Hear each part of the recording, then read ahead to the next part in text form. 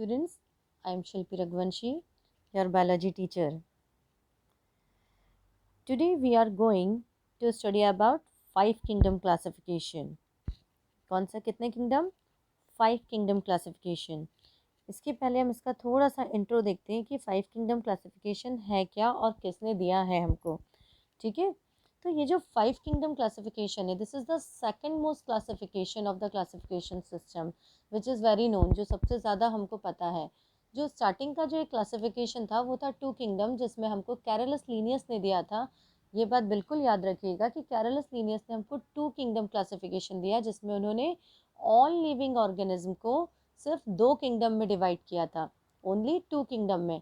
ठीक है, एक हो गया किंगडम एनिमेलिया, जिसमें हम कौन थे, जिसमें सारे हेटरोट्रॉपिक एनिमल्स जो थे, हम लोग सारे ह्यूमन बींग्स, एनिमल्स, उनको उन्होंने उसमें इंक्लूड किया. ठीक है, ह्यूमन बींग का अलग से कुछ ऐसा क्लासिफिकेशन, अलग से कोई भी कैटेगरी नहीं है. We are included in animal category. Okay, animalia kingdom. The another kingdom क्या था, जो ग्रीन कलर के थे, फोटोसिंथेसिस कर सकते थे, दैट मीन्स ऑटोट्रॉपिक थे, और स्टेजेंट थे, एक ही जगह थे, लोकोमोशन नहीं कर रहे थे. उनको उन्होंने किस में रखा, उनको उन्होंने रख दिया प्लांट किंगडम, प्लांटी किंगडम के अंदर. सो ये था कैरलस लीनियस का classification. But after Carlos Linnaeus, R.H. Whittaker proposed the five kingdom classification in 1969. Okay, किसने हमको दिया ये वाला classification five kingdom? R.H. Whittaker ने दिया. ठीक है, कब? 1969 में. So this classification was based upon certain characteristics like mode of nutrition, thallus organization, cell structure, phylogenetic relationship and reproduction.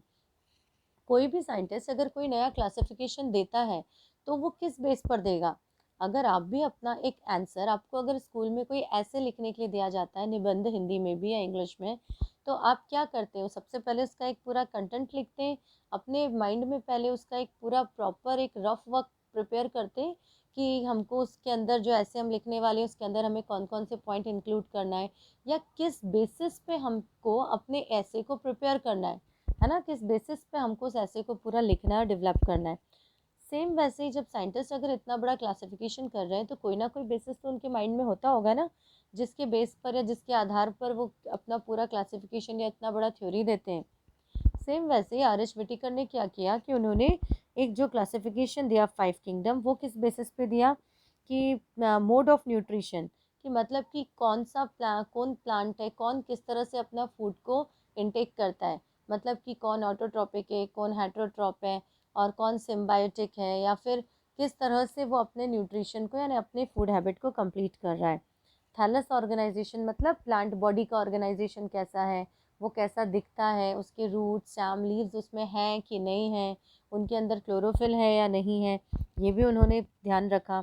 Cell structure मतलब कि कोई भी जो भी है इंक्लूड ऑर्गेनिज्म, वो यूनिसेलुलर है या मल्टी सेलुलर है, उसके पास यूकैरियोटिक सेल है या प्रोकैरियोटिक सेल है. हम ये सब पहले भी एक बार डिस्कस कर चुके हैं. Eukaryotic means developed cell, prokaryotic means primitive cell जिसके अंदर ट्रू न्यूक्लियस प्रेजेंट नहीं होता है.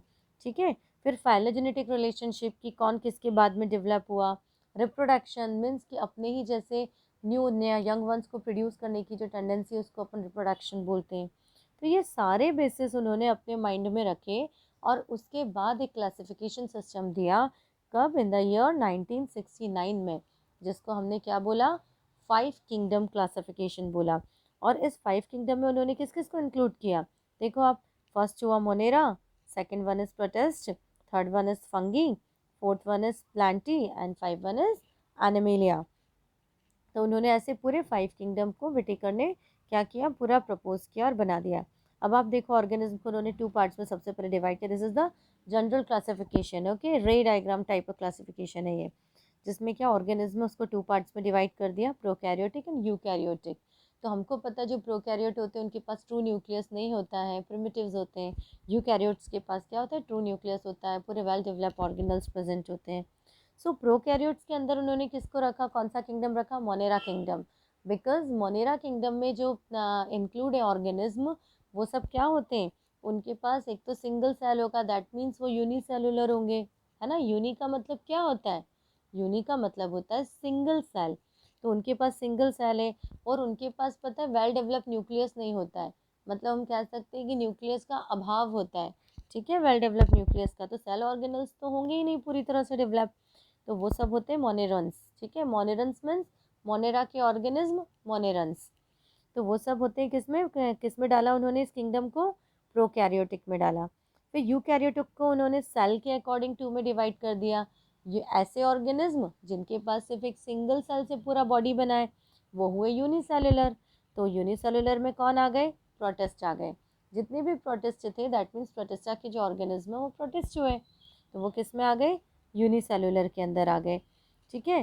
फिर उसके बाद multi cellular, multi means more than one, है ना। मल्टी का मतलब क्या होता है, यूनि अगर सिंगल है तो मल्टी मीन्स क्या होगा, हाँ मल्टी का मतलब होगा मोर देन वन सेल। सो ऐसे ऑर्गेनिज्म जिनकी बॉडी एक से ज़्यादा सेल की बनी है उसको उन्होंने कितने में डिवाइड कर दिया, with cell wall and without cell wall. We know that very well, with cell wall कौन होंगे, प्लांट्स होंगे, है ना, और विदाउट सेल वॉल कौन होंगे, एनिमल्स होंगे। हम प्रीवियसली भी पढ़ चुके हैं difference between animal and plant cell, so we know that very well कि with cell wall means plants and without cell wall means animals. So with cell wall को उन्होंने टू में डिवाइड किया, phototropic and heterotropic. This is the mode of nutrition. Phototropic means those organisms which prepare their food by the process of photosynthesis. So they are phototropic organism.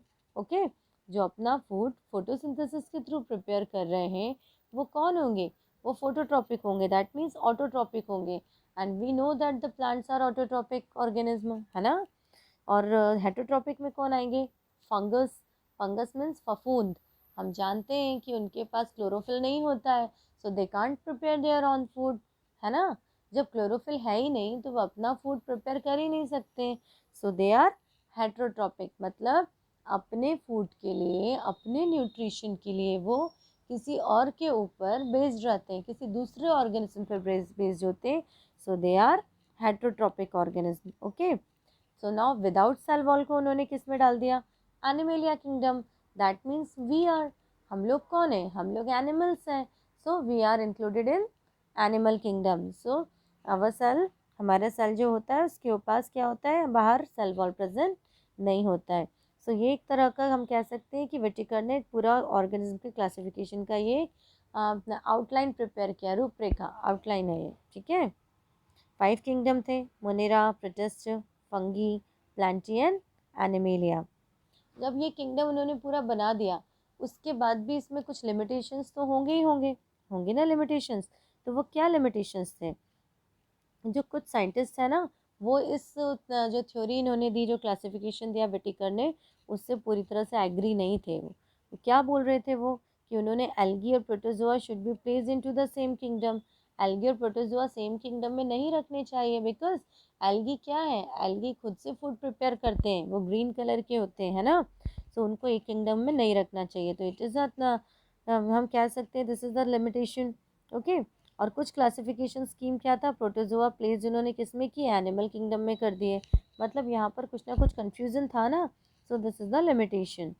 फिर उसके बाद क्या किया, distinction between the unicellular and multicellular organism is not possible in the case of algae. So in the system of classification यहाँ भी उन्होंने problem create किया हुआ। क्या प्रॉब्लम हुआ, यूनिसेलुलर मल्टीसेलुलर जो थे, मतलब एक सेल वाले और मोर देन वन सेल वाले ऑर्गेनिज्म थे, ये भी पॉसिबल नहीं कि उनको एक ही के अंदर रख दिया जाए।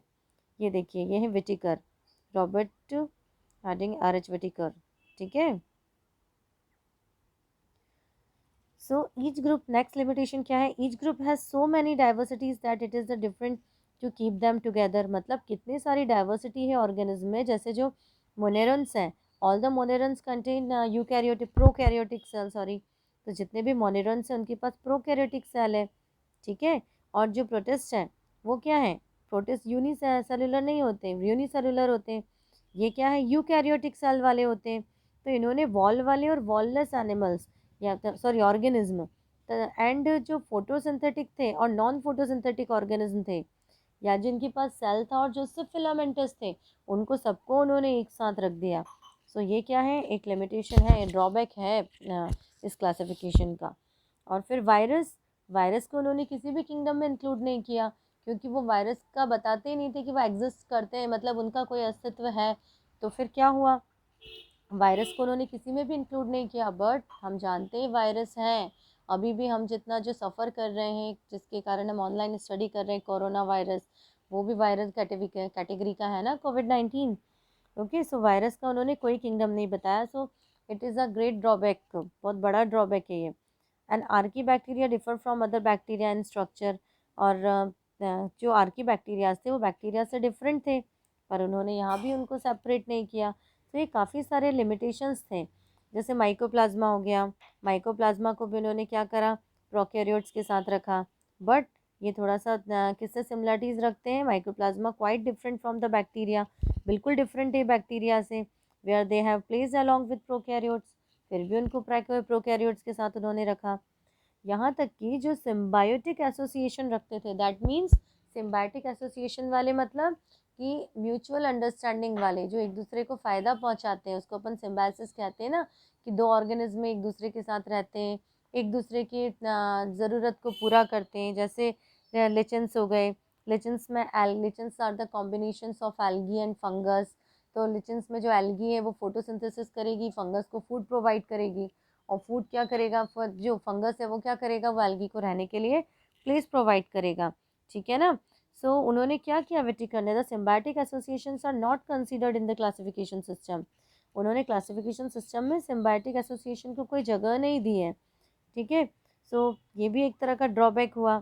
ठीक है। तो नेक्स्ट टाइम पर हम नेक्स्ट क्लास में पढ़ेंगे अब किंगडम मोनेरा। ओके, तब तक ये पूरा आप रिवाइज करना, 5 किंगडम के ड्रॉबैक्स को भी हमको लर्न करना है। ठीक है, थैंक यू।